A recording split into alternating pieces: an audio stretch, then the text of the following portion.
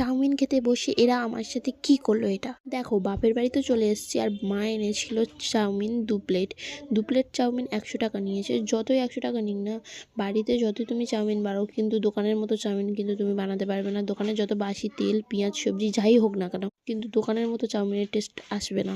আর এনেছিল কুচি কুচি করা পকোড়া। আর দেখো আমি খেতে বসেছি, কটা হাত আমার প্লেটে আসছে, মানে ওরা, আমি ভিডিও করছি বলে এদিকে কিন্তু লাইট মারছে 2-3 জন মিলে, আর এদিকে আমাকে বিরক্ত করছে। সো আমিও বলে দিচ্ছি তোরা যত বিরক্ত কর, কিন্তু আমি ভিডিও বানাবো। আর আমি হাসছিলাম ভিডিও করছি বলে কতজন আমার দিকে লাইট মারছে, আর আমার মা শুধু আমার দিকে দেখছে আর আমার প্লেটে খাবার দিয়েই যাচ্ছে।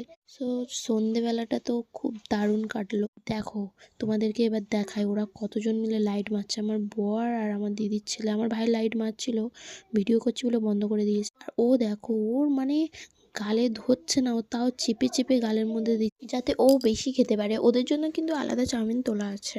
ওর দিকে ভিডিও করছি বলে ও আরো বেশি ওরকম করছে। আমি তো লাস্টে প্লেটটা টেনে নিয়েছি, ওর সাথে ঝগড়া বাঁধিয়ে দিয়েছি। তো তোমরাও একটা কথা বলো আমাকে, তোমরা কতদিন পরে পরে বাপের বাড়িতে যাও আর এরকম মজা করো না? তোমরা প্রায় টাইম বাপের বাড়িতে যাও। আর সন্ধেবেলার খাওয়া দাওয়া তো আরও দারুণ ছিল। রুটি, আলুর তরকারি, আলু ভাজা আর একটা ঘ্যাঁট মতো ছিল।